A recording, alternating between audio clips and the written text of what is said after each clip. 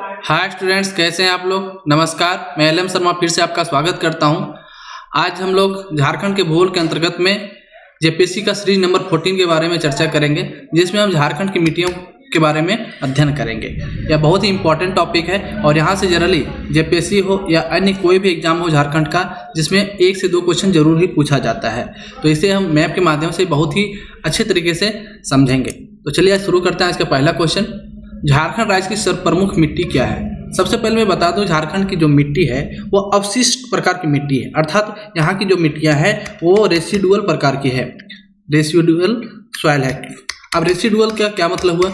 Residual का अर्थात अवशिष्ट मिट्टी उसे कहते हैं, जैसा कि आप लोग को मालूम है कि झारखंड में खनिज और जमीन के अंदर में बहुत सारे खनिज पाए जाते हैं। पठारी क्षेत्र है, यहाँ पे खनिज एवं चट्टानों बहुत सारे पाए जाते हैं और इनके अपक्षयन से जिस मृदा का निर्माण होता है उसे ही अवशिष्ट मिट्टी, रेसिडुअल सॉइल कहा जाता है। ठीक है, तो क्वेश्चन क्या है कि झारखंड राज्य की सर्वप्रमुख मिट्टी क्या है। तो झारखंड की सर्वप्रमुख मिट्टी जो है क्या है? ऑप्शन में लेटराइट मिट्टी, काली मिट्टी, जलोढ़ मिट्टी और लाल मिट्टी। तो इसका आंसर हो जाएगा लाल मिट्टी। झारखंड की सर्वप्रमुख मिट्टी जो है लाल मिट्टी है। झारखंड के अधिकांश भाग में लाल मिट्टी पाया जाता है। आप फिगर में देख सकते हैं, ये जो टोटल झारखंड का मैप है, ये टोटल जो आप एरिया देख सकते हैं जिसे मैंने कलर नहीं किया है, ये आपका टोटल यहाँ पे लाल मिट्टी पाया जाता है। क्या पाया जाता है? लाल मिट्टी पाया जाता है। अर्थात 90% झारखंड के 90% क्षेत्र पर जो है किस प्रकार की मृदा पाई जाती है? लाल मिट्टी पाई जाती है। ठीक है, खासकर इसमें जो है दामोदर घाटी का जो गोंडवाना क्षेत्र है, गोंडवाना क्षेत्र जो है वहां पे छोड़कर और राजमहल के भाग को छोड़ दिया जाए तो लगभग टोटल क्षेत्र पर आपका ये लाल मिट्टी पाया जाता है। ठीक है, आप ये गोंडवाना वाला क्षेत्र ये है आपका। ठीक है, ये सब और इसके और लाल मिट्टी की खासियत क्या है? लाल मिट्टी की जो खासियत है, इसमें लाल रंग क्यों होता है? क्योंकि इसमें लोहा का अंश पाया जाता है, आयरन का अंश पाया जाता है। ऑप्शन में ये भी पूछा जाता है कि मिट्टी का रंग लाल क्यों होता है, तो एक्चुअली उसमें फेरिक ऑक्साइड पाया जाता है। क्या पाया जाता है? फेरिक ऑक्साइड पाया जाता है। ठीक है, फेरिक ऑक्साइड के कारण मिट्टी का जो रंग है वो लाल होता है। साथ ही साथ इसमें बॉक्साइड भी पाया जाता है। क्या पाया जाता है? बॉक्साइड पाया जाता है। ठीक है, इस सब के कारण इसका जो रंग है वो लाल हो जाता है। ठीक है, और इसमें और एक जो ध्यान रखने वाली बात है, इसमें क्या है कि नाइट्रोजन, फास्फोरस और ह्यूमस की मात्रा जो है बहुत कम मात्रा में पाया जाता है। ये पूछा जाता है लाल मिट्टी में जो है नाइट्रोजन, फास्फोरस और ह्यूमस बहुत नग मात्रा में पाया जाता है, बहुत कम मात्रा में पाया जाता है। ये चीज को आप ध्यान में रखेंगे। क्या 90% भाग पर लाल मिट्टी पाया जाता है। फेरिक ऑक्साइड के कारण मिट्टी का रंग लाल होता है। इसमें नाइट्रोजन, फास्फोरस और ह्यूमस की कमी पाई जाती है। गोंडवाना लैंड और राजमहल का जो क्षेत्र उसको छोड़कर लगभग झारखंड के अधिकांश भाग में लाल मिट्टी पाई जाती है। राइट, नेक्स्ट क्वेश्चन है, झारखंड राज्य की मिट्टी को मुख्यतः कितने प्रकार में वर्गीकृत किया गया है। तो झारखंड में जनरली जो है 6 प्रकार की मिट्टियां पाई जाती है। ऑप्शन में है 5, 6, 8 और 7। तो झारखंड में जो है 6 प्रकार की मिट्टी पाई जाती है। आंसर क्या हो जाएगा? B number. आप यहाँ देख सकते हैं, पहला ये हुआ क्या? जलोढ़ मिट्टी। दूसरा जो है अभ्रक मूल मिट्टी, ये दूसरा मान लीजिए। ये काली मिट्टी जो है ये तीसरी मिट्टी हो, काली ये तीसरा हो गया।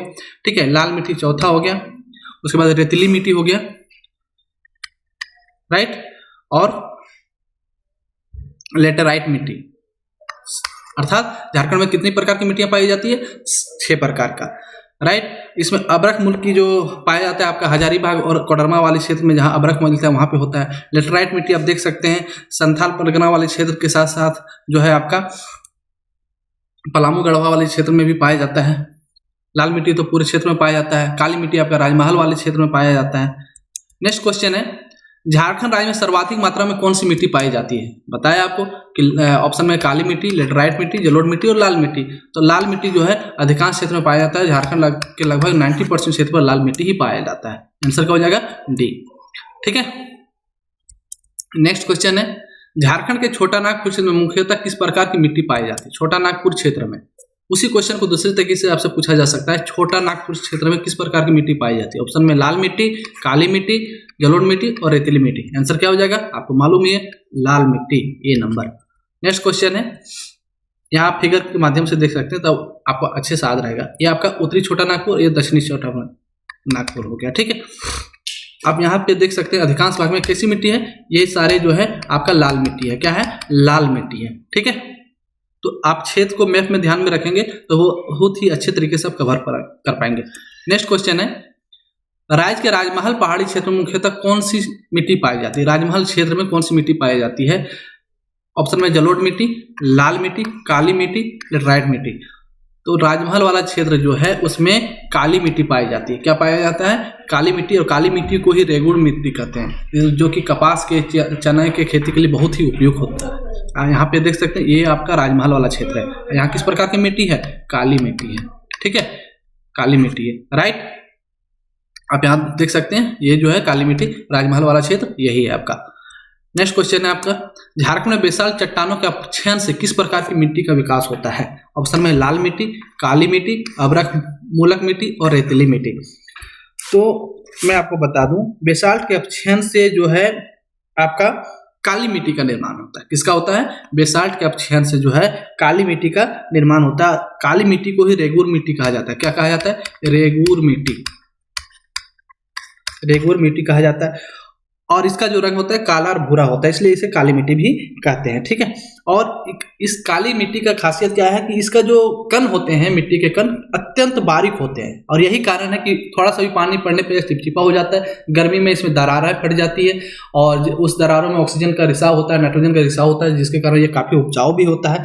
और इसमें चने, धान, कपास की खेती बहुत ही बेहतरीन तरीके से होता है, ठीक है। तो बेसाल्ट चट्टान के अपक्षयन से कौन सी मिट्टी का निर्माण होता है? काली मिट्टी, ठीक है। और ये बहुत ही इंपॉर्टेंट क्वेश्चन है, इसे आप ध्यान में रखेंगे, ये क्वेश्चन आपसे पूछा जा सकता है, राइट। नेक्स्ट क्वेश्चन है, राज्य के किस जिले में अभ्रक मूलक मिट्टी की प्रचुरता है? किस जिले में अभ्रक मूलक मिट्टी पाई जाती है? ऑप्शन में गढ़वा, धनबाद, कोडरमा और बोकारो। तो आपको मालूम है कि पूरे एशिया में, सिर्फ भारत में ही नहीं पूरे एशिया में जो है सबसे ज्यादा अभ्रक कोडरमा में पाया जाता है। और अभ्रक मूलक मिट्टी कहाँ पाया जाएगा? जहाँ अभ्रक निकलेगा उसी के अवशिष्ट जो होते हैं वो अभ्रक मूलक मिट्टी कहलाते हैं। आंसर क्या हो जाएगा? सी नंबर। फिगर में आप देखिए ये वाला जो क्षेत्र है अभ्रक और थोड़ा बहुत हजारीबाग का जो क्षेत्र है वहां पे आपका कोडरमा और हजारी वाले क्षेत्र में अभ्रक मूलक मिट्टी पाई जाती है। तो ऑप्शन में जो रहे आप टिक करेंगे। नेक्स्ट क्वेश्चन है, झारखंड राज्य में पाई जाने वाली काली मिट्टी को किस अन्य नाम से जाना जाता है? ऑप्शन में चिपचिपी मिट्टी, रेगुर मिट्टी, चरका मिट्टी और कटहा मिट्टी। तो आंसर क्या हो जाएगा? रेगुर मिट्टी। आपको बताया कि काली मिट्टी को ही रेगुर मिट्टी कहते हैं। नेक्स्ट क्वेश्चन है, राज्य में उपलब्ध काली मृदा का प्रयोग किस फसल हेतु सर्वाधिक किया जाता है? राज्य में, याद देखिए ऑप्शन में क्या है? कपास, चना, मक्का और गेहूं। ऑप्शन देखिए आप कंफ्यूज दो तो आप मक्का और गेहूं को इजीली एलिमिनेट कर देंगे, लेकिन कंफ्यूजन किस में होगा? कपास और चना में। क्यों? काली मिट्टी में कपास भी बहुत ही अच्छे तरीके से होता है, चना भी होता है, लेकिन यहाँ शब्दों के खेल को समझिएगा। यहाँ क्या दिया है? राज्य में। यदि देश में बोलता तो आपका कपास होता, लेकिन राज्य में, हमारे झारखंड राज्य में कपास की खेती बिल्कुल नहीं होता है, ना के बराबर होता है, ठीक है। लेकिन चने की खेती होती है, राइट। तो राज्य में यहाँ पूछा क्या जा रहा है? राज्य में उपलब्ध काली मृदा का प्रयोग किस फसल हेतु सर्वाधिक किया जाता है? मतलब हमारे झारखंड राज्य में जो जो फसल उपजाए जाते हैं उसमें से किस फसल के लिए काली मिट्टी का प्रयोग ज्यादा करते हैं, ठीक है। तो क्वेश्चन एक पूछा जा रहा है, तब उसके अनुसार आंसर क्या हो जाएगा? चना, बी नंबर, ठीक है। नेक्स्ट क्वेश्चन है, झारखंड में पाई जाने वाली लेटेराइट मिट्टी है मुख्यतः किस प्रकार की फसल इसमें की जाती है? लेटेराइट मिट्टी में किस प्रकार की फसल की जाती है? ऑप्शन में है चावल तथा मोटे अनाज, चावल तथा गेहूं, मक्का तथा गेहूं, चना तथा कपास। सबसे पहले बता दें लेटेराइट मिट्टी जो है आपका पलामू का जो दक्षिणी क्षेत्र है उसमें पाया जाता है। फिगर आप मैप में देखे ही होंगे, ठीक है। पलामू का दक्षिणी क्षेत्र, रांची का पश्चिमी भाग, संथाल परगना में आदि और पूर्वी राजमहल में आपका ये पाया जाता है।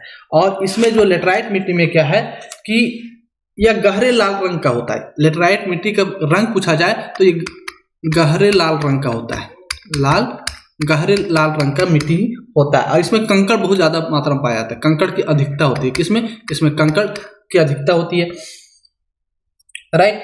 और इसमें लो ऑक्साइड की अधिकता, इसमें FeO, लाल मिट्टी में फेरिक ऑक्साइड पाया जाता है, जबकि इसमें आयरन ऑक्साइड पाया जाता है, ठीक है।